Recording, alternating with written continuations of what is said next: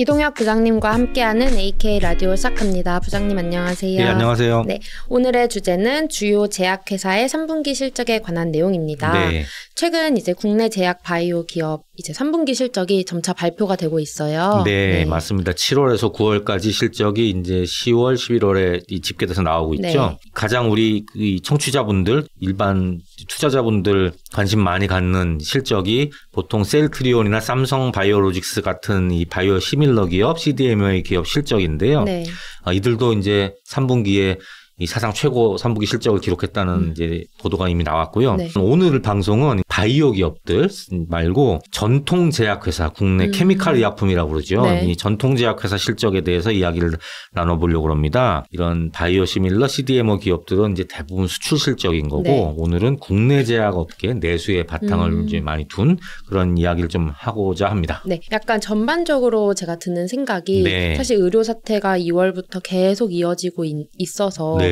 큰 타격이 있을 거다라는 생각이 들기는 했어요. 네. 근데 이제 뭔가 최대 실적 네, 이렇게 네, 말씀을 하시니 약간 놀라운 사실이에요. 네. 사실 그 의료 사태가 이어지면서 제약업계도 많이 타격을 받을 거라고 걱정들 많이 하고 네. 있지요. 근데 최근 이제 제약 전문지를 에서 이런 전통 제약사들의 실적을 쭉 취합해서 정리하는 자료들이 나오고 있거든요. 네. 의외로 이 3분기가 선방을 했어요. 나쁘지 않아요. 네. 이 제약 전문지 중에 히트뉴스가 잘 집계해놓은 자료가 있는데 네. 올 3분기 매출액이 500억 원 이상인 상위 제약사, 전통 제약사 33개사의 3분기 실적을 정리한 자료가 있었습니다. 네. 보면은 전체 제약 업계라고 그냥 편하게 얘기하면 매출액이 10% 정도 늘었고 영업이익하고 당기순이익도 각각 33%, 41% 늘어났어요.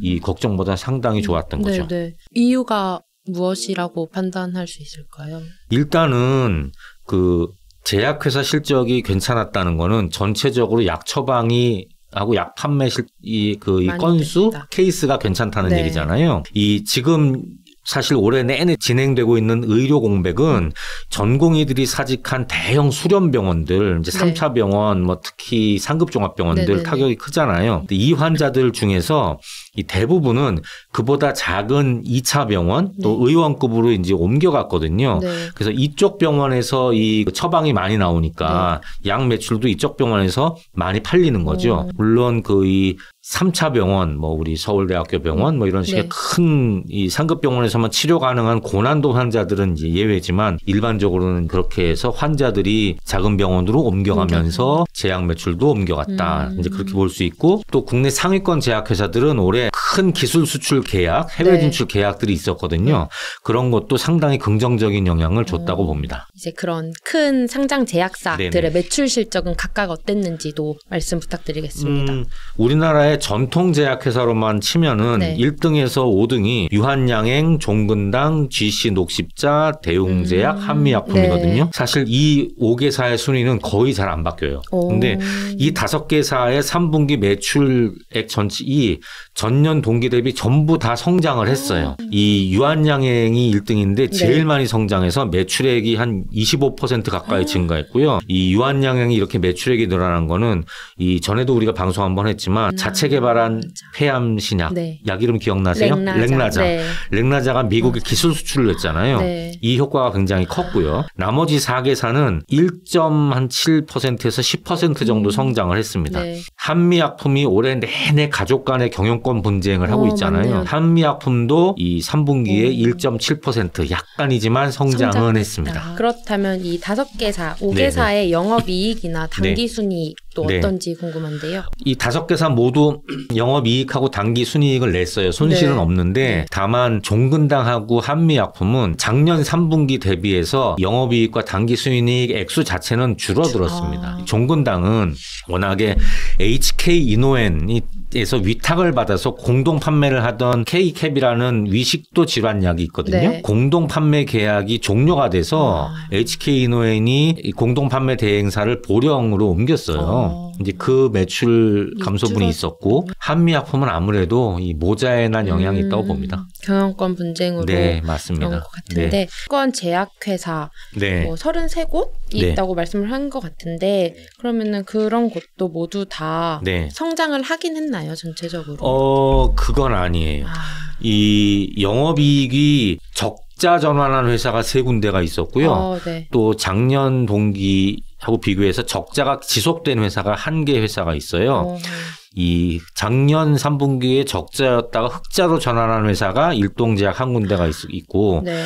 또 33개사 중에서 한 반 정도 14개사는 3분기 영업이익이 작년보다 감소하거나 영업손실이 확대되거나 그랬죠. 네. 그리고 당기순이익으로 보면 이 적자를 전환했거나 적자가 지속됐거나 또는 이제 이런 회사하고 흑자로 전환한 회사가 각각 2군데씩이에요. 33개사 중에 딱 절반인 16개사는 3분기에 당기 순이익 액수가 작년보다 줄었거나 당기 순손실액이 조금 확대되거나 대충 반반. 그러니까 상위 대형사들이 전체적으로 성장했지만 그중에도 반 정도는 쭉 끌고 성장했고 반 정도는 성장 속도가 조금 둔화됐거나 적자로 갔거나 이제 이렇게 약간 양극화가 있는 것 같습니다. 다시 한번 뭔가 말씀을 정리하자면 33개사의 전체 실적은 늘었으나 절반 정도의 회사는 실적이 감소했다라고 이해를 하면 될 것 같은데요. 네, 그렇게 저도 그 자료를 보니까 이제 그렇게 분석이 되고요. 이 사실상 올해 내내 계속되고 있는 이 의료 사태의 영향이 있는 거라고 이 제약업계에서 보고 있습니다. 아까 제가 설명 좀 드렸지만 상급 종합병원 같은 대형 병원에서 진료가 감소하고 거기 환자가 그 밑에 있는 중소형 병원으로 가면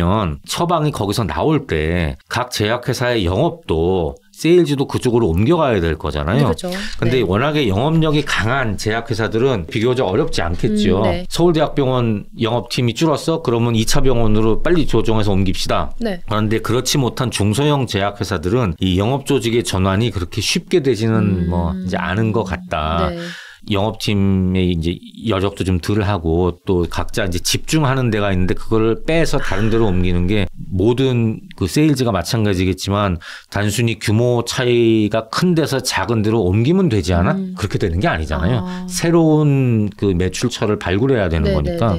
그래서 이 작은 좀 회사들은 비교적 그 실적이 어려운 쪽이 좀 발생했다. 이렇게 보고 있습니다. 뭔가 이제 방금 말씀 주신 내용을 정리해보자면 상위 그 33개사 중에서도 또 상위사 전체 실적은 늘었으나 절반 정도는 오히려 실적이 감소한 약간 양극화를 보이는 면이 있는 것 같은데요. 네, 실적이 감소하거나 실적의 증가폭이 조금 좀 덜하거나 이런 이유는 제약업계에서는 사실상 올해 2월부터 계속되고 있는 의료 사태의 영향이 있다고 이제 보고 있어요.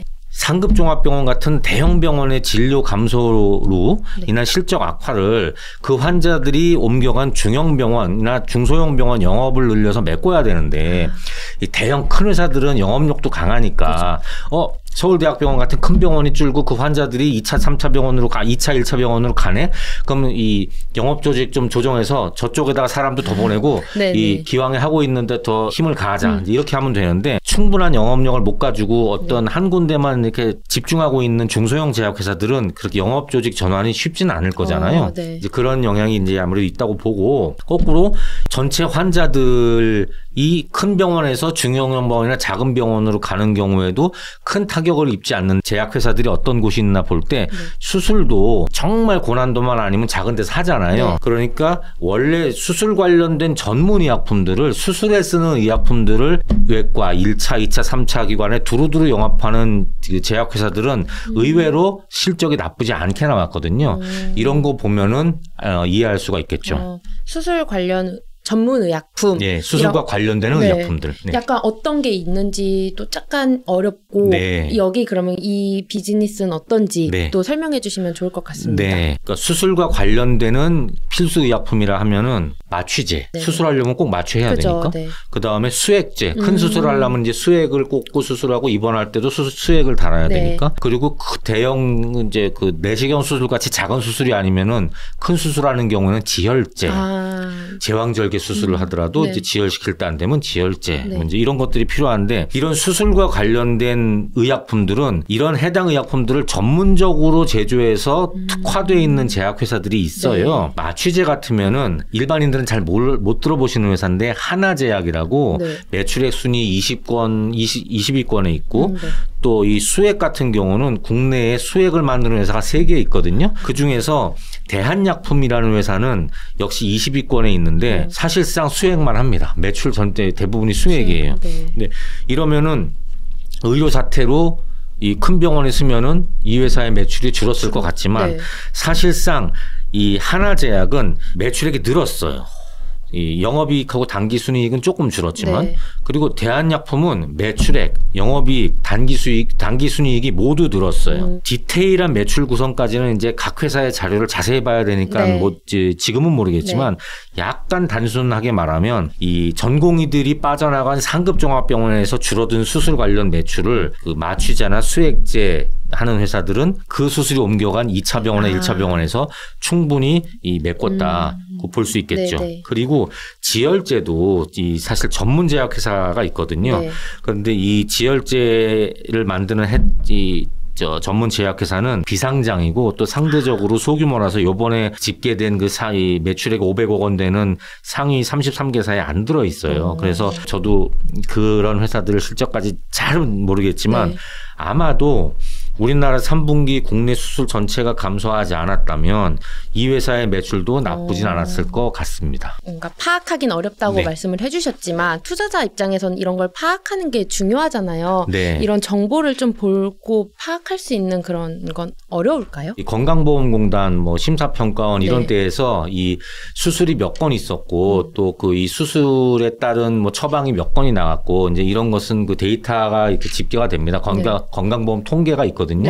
이 거기 들어가서 정말 궁금하시면 이제 하나하나 이제 검색을 먼저 해보시면 되고 또 전문지 검색 같은 걸 해보시면 이제 그런 게 나오는 것들이 있으니까 검색해보셔서 건강보험 통계를 이 정말 관심 있으신 투자자분들은 찾아보시거나 뭐 사실 직접 개인이 찾기는 어려우니까 이 관련 전문 사이트나 전문지 검색을 해보시거나 뭐 그러면 도움이 될 것 같고요.